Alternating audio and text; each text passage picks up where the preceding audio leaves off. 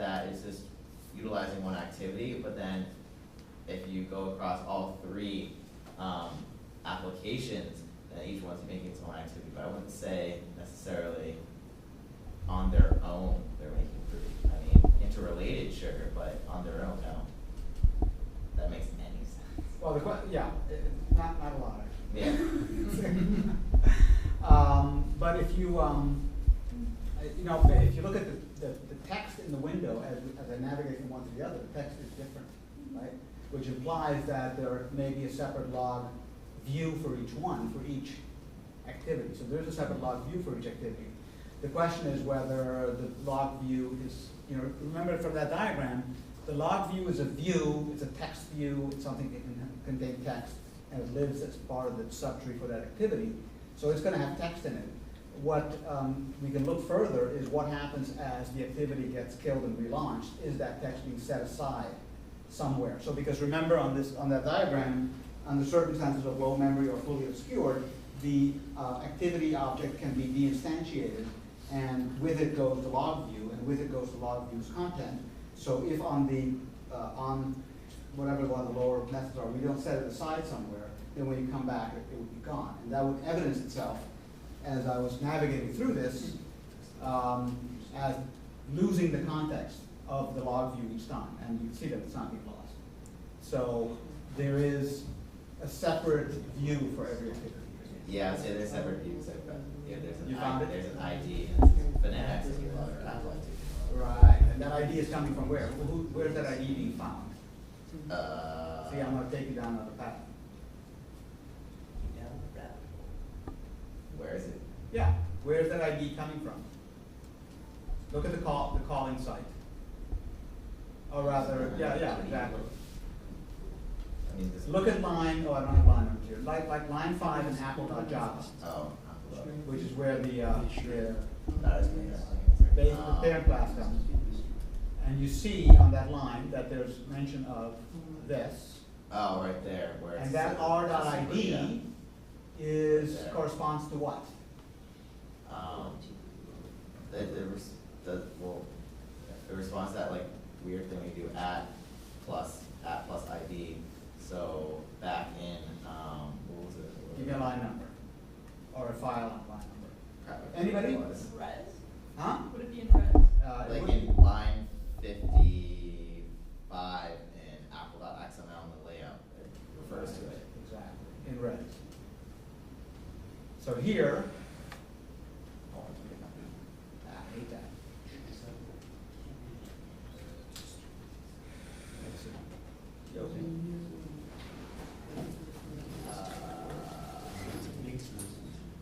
There it is. So here we're saying there's this text here that's going to include the log.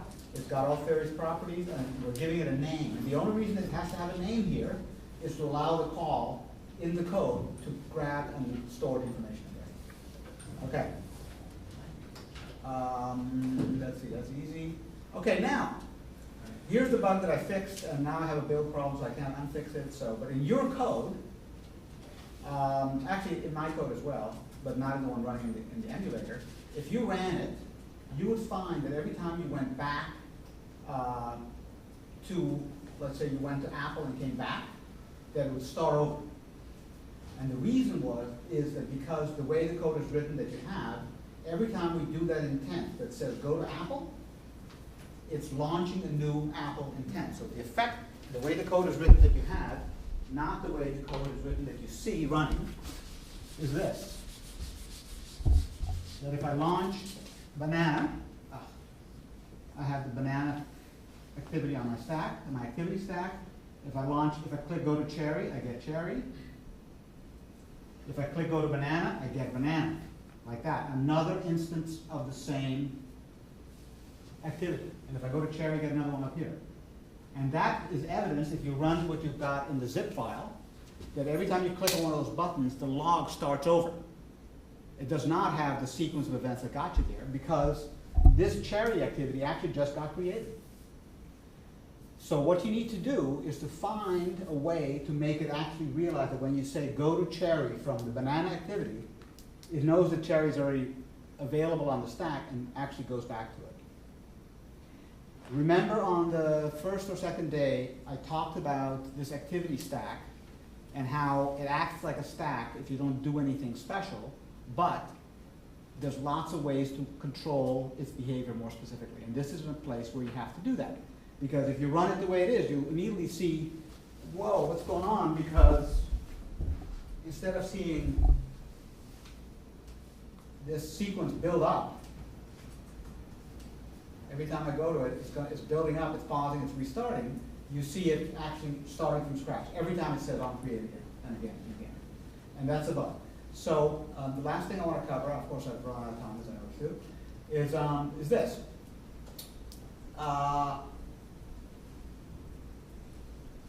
If when I did the demo, it showed the incorrect behavior, that it started on the log, and I was stumped. And what did I do? I beat my head against the wall for maybe 20 minutes, not 4 hours. And then I went on to the web and looked for an answer. And I had a remarkable experience which made me very happy, and I wanted to share it. Which is, I was confused about it, I went on Stack Overflow, and literally within minutes, I got, here's my question, newbie question. We'll talk about the right way to ask questions to get answers. I have 2 activities, share example, blah, blah, blah. Here's what I do. What I think I'm seeing is that each time when I start activity Apple, for example, it's starting a new instance of it instead of just reactivating Apple. I've scoured the doc and I can't find the flag or other call to do what I want. Any tips? And immediately, within a very short amount of time, several people answered and told me of this flag, which is probably the one that works. And that, if you click on this, it takes you right to the Google information about it on the Android website, which is super rich. And you see here flag activity reorder to front. Consider, basically it'll cause the launched activity to be brought to the front of the task history stack if it's already running. That's exactly what you want, right? And so what you end up doing to make this work, and I'll just show you. Just copy this. Is in base activity,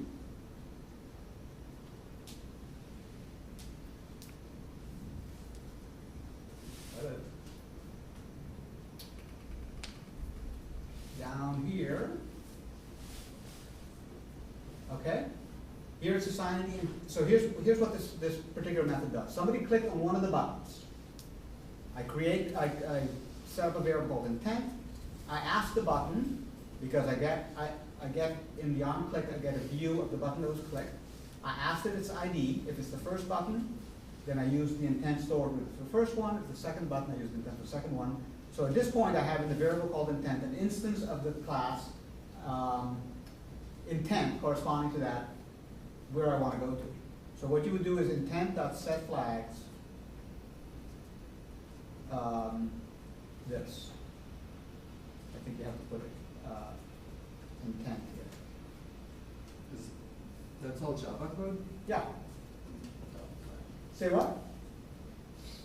I'm just trying to understand. So flag underscore activity recorder front. Yeah. That's a command you can call. Well, set flags Right. is the method on the intent. Right. And set flag is the way you give it ways to vary its behavior.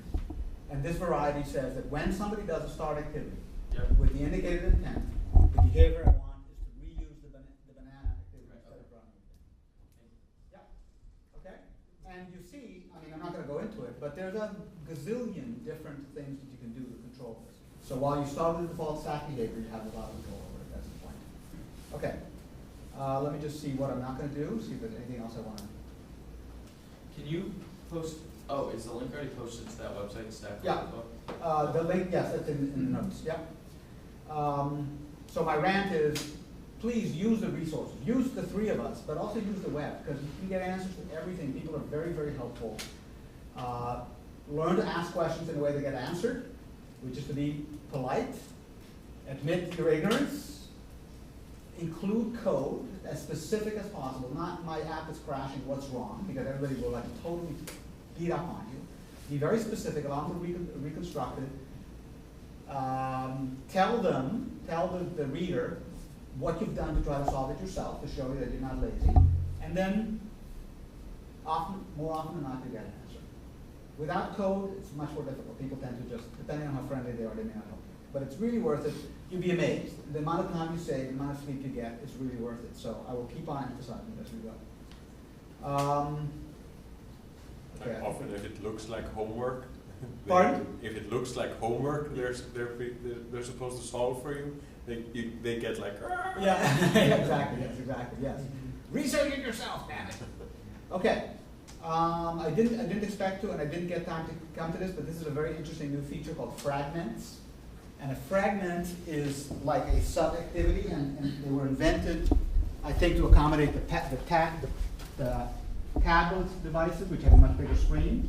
And what a fragment is, it's a lot like an activity, but it's a sub-part of an activity. So you can have, for example, here your song list, and here your commands, which on a smartphone you might have two different screens, but on a tablet you would have this way. And by allowing you to structure your activities into sub-activities, which they call fragments, you can share a lot of code, and it's very interesting. I had some examples, but I don't think we're going to get to that today. Maybe I'll pick up on it afterwards. I don't think any of your apps need it, but it's interesting though, because when you start thinking about how to get your app to run on a tablet, it's not necessarily just about taking your activity, which had 3 buttons on it, and just making a big one of it, because then you have a big activity with only 3 buttons, and that's going to look really dumb. And so I think using fragments is going to be a good way to allow you to share code and modularize your code. Okay, and there's some links in there for it too. Anyway, it's 12:05. I should have gotten a call from. Just realized. I did. Yes, I'll call him. Okay. Anyway, we're all done. We're going to go to the faculty center with our.